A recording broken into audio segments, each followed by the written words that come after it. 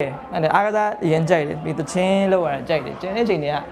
တာမန်လူနေရဖို့ကြိုက်အခုကင်မရာရှိမှနေရနေတဲ့တိုင်ပတ်မကြိုက်ဘူးကျွန်တော်တယောက်ဆောင်လည်းမထင်ဘူးကိုလေဘာလို့ဆိုတော့အဲ့လိုမသိမပြောတတ်တာကင်မရာရှိရောက်လို့ရှိရင်ဘာလုပ်ရမလဲဆိုတော့အရင်သိနေရတဲ့မှာပေါ့တချင်းနဲ့ပတ်သက်ရင်တော့ဘာလုပ်ရမလဲအစားအဆုံးသိတယ်တချင်းလောက်ရလည်းပြောတယ်ဒါပေမဲ့အဲ့လိုတယောက်ဆောင်ရမယ်လို့သိရမလားလူရှိရင်တော့ကျွန်တော် stage ပေါ်တက်လို့ရှိရင်ခါကြတယ်တချင်းမဲ့ဆိုရင်လည်းဘာမှမလုပ်ချင်ဘူးရှင်းဆိုပြီးပြန်ဆင်းသွားချင်အဲ့ဒါ perform လုပ်ရတော့လေအခုမှနည်းနည်းအော်အေးဒါလုံးသိနေဆိုတာမျိုးဟိုစပြီးတော့ကိုနည်းနည်းပြန်ထိန်းတာပေါ့နော်အရင်တော့ဆိုတချင်းဆိုရတာမကြိုက်ဘူးလေကျွန်တော်အမို့အဲ့လိုပွဲတွေဆိုလည်းတိတ်မသွားဘူးကျွန်တော်အဲ့လို club တွေသွားလည်းမရှိဘူးပွဲဆိုလည်းကိုလုံးအောင်မဲ့ပွဲရှိလို့ရှိရင်သွားလိုက်တယ်သွားတက်ထိုင်နေပြီးဆိုပြန်ပြီချက်ချင်းဟိုအကြာကြီးမခံနိုင်ဘူးစူရင်မခံနိုင်ဘူးရန်တကယ်တော့သူတို့ကတော့ဟိုလာအဲ့လို့ရှိရင်တော့အဲ့လိုတချင်းကြော်ညာအတွက်တချင်းဖန်တီးရတာရပြီးလို့ရှိရင်အဲ့အတွက်ကြော်ညာတရုပ်ဆောင်တွေတော့တစ်ခါကျရင်ပါတာပေါ့ပါတော့ကျွန်တော်ကတော့ရိုက်နေကြရတော့ဟိုအိတ်ဆက်တို့ပါအောင်နဲ့ရိုက်နေကြဆိုလေအဲ့တခုလည်းရှိသေးတယ်ကျွန်တော်ရိုက်လို့ရှိရင် production ကကိုနဲ့အရင်ရင်းနှီးရင်နည်းနည်းပို့ပြီးအဆင်ပြေတယ်နည်းနည်းလှုပ်ရဲတယ်မဟုတ်နည်းနည်းရှက်တာလားမလားမသိဘူးတိတ်အဲ့လိုတတမဖြစ်တာပေါ့နော်အဲ့လိုမျိုးဆိုတရုပ်ဆောင်တာကတော့အဲ့လိုတစ်ခါကြလို့ရှိရင်တော့လွတ်ချလိုက်တာပေါ့အေးလှုပ်လိုက်တော့သိရမလားဖြစ်ချင်ရဖြစ်ပါရှက်ကွဲလက်ကွဲမစေတော့ပြီးတော့မှပဲနောက်တော့ပြန်ကြည့်ရင်တို့ကလည်းအဆင်ပြေဆိုရင်โอเคအဆင်ပြေကြည့်ရကိုကဘာမှမဟုတ်ဘူးလေဘာမှမကြည့်ရသိရမှာဒီလောက်ဆိုတရုပ်ဆောင်တာရပြီအစီပဲဆိုတာမျိုးမရဘူးရိုက်ပြီးတိုင်းပြန်မှကြည့်ရအဆင်ပြေလားပေါ့သိရမလားဒိုင်တာကိုလည်းမေးရတယ်အဆင်ပြေလားဆိုတော့ကလိုင်းရဲ့မကြိုက်မှလည်းစိုးရသေးရဲ့ကိုလည်းတအားကြည့်ရစိုးနေမှာစိုးအဲ့ပိုစိုးမယ်တဲ့ကိုကအဲ့လိုကိုအဲ့လိုကင်မရာမှာအမြဲတမ်းမြင်နေကြတယ်မဟုတ်တော့လေကျွန်တော်တိတ်နေလေးမရှိရောတွားကြည့်လို့ရှင်တခုမားနေမှာလိုက်ဆက်တဲ့တဘာဝရှိတယ်တချင်းလို့ဘယ်လိုဖြစ်နေတာတကယ်ဂုံယူကြပါအဲ့ဒါလေကျွန်တော်မထင်ထားဘူးGlam Master ကအလုပ်ကိစ္စ project ကန်လိုင်းတာရှိတော့အဲ့နဲ့သူတို့နဲ့ TVC ရောတခြားလုပ်စရာတွေရောလုပ်စရာရှိနေကန်လိုင်းထဲမှာ Anchor Play Point တန်းနိုင်ရဲ့ပွဲရောသူတို့က flow နဲ့ပေါင်ပြီးလုပ်ကြတယ်ဆိုတော့အဲ့ဒါနဲ့ shine ကိုအဲ့ဒီလူကြီးနေပေါ့နော်စကားပြောရတဲ့အထက်တိုင်းဆိုတော့ဘယ်သူတွေလဲဆိုတော့ Play Point တန်းနိုင်တို့ကတော့ပါ Play Point တန်းနိုင် Anchor Play Point တန်းနိုင်တို့ဦးချစ်ကောင်တို့ဦးရေဟန်တို့ဦးရင်ကိုတို့ဆိုတော့ကို့အဖေရွယ်သိရမလားကို့အဖေကြိုက်ခဲ့တဲ့ artist ရွယ်ပြီးတော့ကိုကလည်း generation ကြီးကလည်းဝေးတော့လေသူတို့နဲ့ဆိုရင်ဖြစ်ပါမလားပေါ့သိရမလားပြီးတော့ကိုကစကားဝင်ပြောလဲဘာပြောမှလဲသူတို့နဲ့ကြာလေဒါပေမဲ့အရန် nice ဖြစ်တယ်ဟိုအကြီးကြီးဆိုပြီးမြဲလေကျွန်တော်အဲ့လိုဆုံးပါတယ်တခြားလည်းပြောပြရတယ်အဲ့မှာလည်းဟိုဗီဒီယိုထဲမှာလည်းပါမှာပါသူတို့အဲ့လိုအရန်ဟို music ကိုတအားချစ်တဲ့သူတွေမှသိတာတယ်အဲ့တော့သူတို့နဲ့အဲ့လိုထိုင်ပြောရလဲဂုံယူကိုကောင်းတယ်အဲ့လိုအရန်လည်းကိုယ့်အတွက်အကျိုးမြတ်များရတယ်သူတို့ကတချင်းတွေက timeless ဖြစ်တယ်လို့ပြောအောင်ပေါ့ဆိုတော့သူတို့တချင်းတွေကအဲ့လိုအနှစ်သာရပြည့်ရလေတချင်းစကလုံးအတုံးနှုံးတွေတချင်းတီဆောက်ပုံတွေပြီးတော့သူတို့ခက်ကပို့ပြီးတော့ဟိုဘယ်လိုပြောမလဲ authentic ဖြစ်တာပေါ့ပို့စစ်တယ်ဘာလို့ဆိုအဲ့လိုတချင်းဖန်တီးရဲ့အချိန်မှာသူတို့လည်း video ထဲမှာပြောသွားတယ်တချင်းကျွန်တော်တို့ဆိုလို့ရှိရင်တချင်းသွင်းလို့ရှိရင်အခုဆိုရင်ဟို studio မှာအဲ့လိုdigital ဆိုတော့လေကွန်ပျူတာနဲ့ခဏပြန်သွင်း auto tune တွေနဲ့ AC chain တခုအသေးစိတ်ပြင်လို့ရတာကျွန်တော်တို့အတန်နဲ့သူတို့ခက်ကဆိုရင်တချင်းအစိုးရတယောက်ဖြစ်ဖို့ဆိုရင်တချင်းဆိုရတာလည်းတကယ်ပိုင်နိုင်ဆိုရတာသိရမလားပြီးရင်တီးရဲ့လူတွေကလည်းပြီးလို့ရှိရင်အဲ့တော့ recording system ကလည်းဟိုအရင်မတိုးတက်သေးရောလေ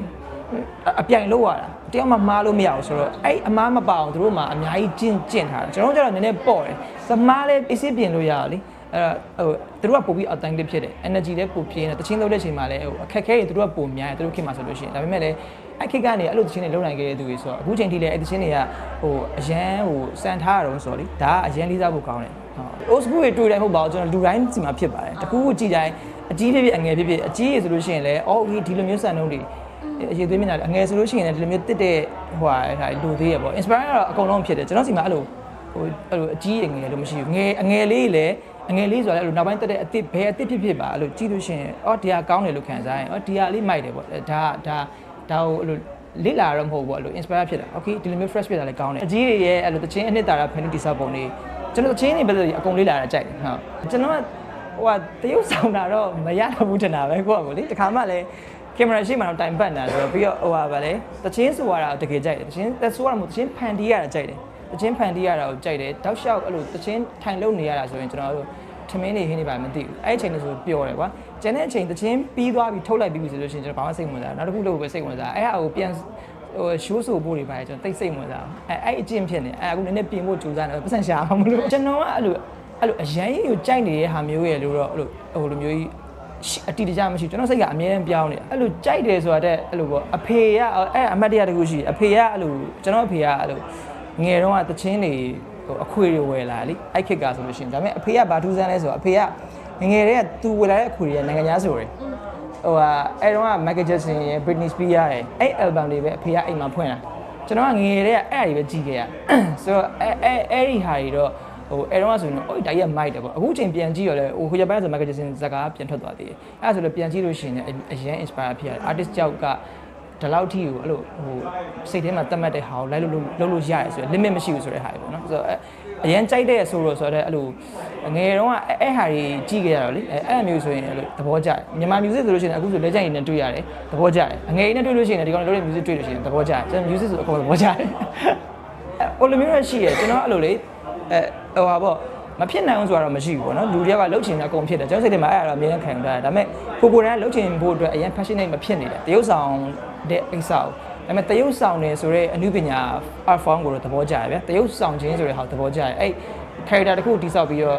အဲ့ဟာကို express လုပ်ရတော့သဘောကျတယ်ဒါပေမဲ့အဲ့လိုမင်းသားရဲ့ဆိုတော့တရုပ်ဆောင်ရလို့တော့မရှိဘူးတရုပ်ဆောင်ခြင်းကိုတော့သဘောကျတယ်အဲ့ဒါကိုကျွန်တော်အရင်စိတ်ဝင်စားပြီဆိုလို့ရှိရင်တော့လုပ်ဖြစ်မှာပေါ့အခုတော့ဆိုတော့တချင်းပဲရှိတယ်ကန်လန့်တာတော့ရှိတယ်ဒါပေမဲ့ကျွန်တော်အဲ့လိုကြီးများဗျာကြီးများလည်းပါပြီးတော့အဲ့လိုမျိုးအရန် passionate မဖြစ်တာကိုယ်တိုင်အရန်ဒီဟာကိုလှုပ်ချင်တယ်ဆိုတော့ယူသွမှုမရှိတော့လှုပ်လိုက်လို့ဘာမှမထူဘူးပတ်စံရရပဲရှိမှာပဲပတ်စံကတော့တခြားနည်းနဲ့ရှာလို့ရသေးရဲ့ဆိုထင်တာပဲအဲ့တော့အဲ့အနေပဲရှာအောင်မယ်မယူရင်တော့မလှုပ်ချင်သေးဘူးကိုဘွားနဲ့ကို experience နဲ့ကိုဆိုတော့လေဟိုဗါလေကိုရက်က remix contract ထိုးတော့ကလည်းကိုနေဝင်းနဲ့တွေ့သေးရလေကိုနေဝင်းနဲ့တွေ့တော့လည်းစကားပြောလိုက်သေးတယ်ကျွန်တော်ဆိုအဲ့လိုရိုင်းမမေးတာပေါ့အသိရမလားအကိုတေးဥဆောင်တာကနေချက်ဟိုအဆိုတော့ချင်းတေးဥဆောင်ဘက်ကူပြီးတော့ဇက်ကိုင်းလည်းတကယ်ကောင်းတယ်ဆိုတော့လေအဲ့နဲ့တေးဥဆောင်နဲ့ပတ်သက်ဘယ်လိုလဲဆိုတော့ तू ကလည်းအများကြီးပြအဲ့အထူးထူးရှိရငိုရိုင်းနဲ့ပတ်သက်လို့ရှိရင်ထူးထူးခံစားရပါတော့အော်မိုက်တယ်ပေါ့သိရမလားအဲ့လောက်ပါပဲဒါပေမဲ့အဲ့လိုသူများကြီးလုံနေပြီးငါလုံးမရမယ်ဆိုတာမျိုးတော့မရှိဘူးလုံနေကြရဟာကြည့်ရင်တော့โอเคကောင်းတယ်ကောင်းတယ်မကောင်းတယ်မကောင်းဘူးပေါ့မကောင်းဆိုတာလည်းဘယ်လိုမျိုးကိုမကြိုက်တာတော့မဟုတ်ပါဘူးသိရမလားဒါပေမဲ့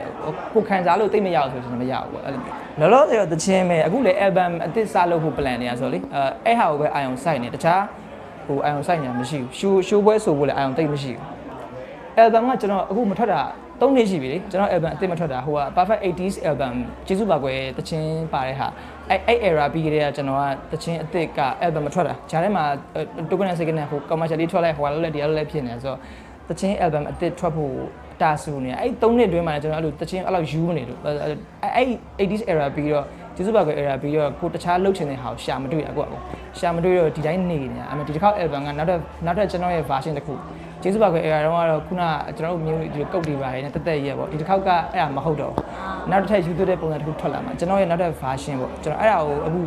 လုပ်နေရပါတော့ဆိုတော့အဲ့ဒါလည်းမကြခင်ထွက်လာမှာ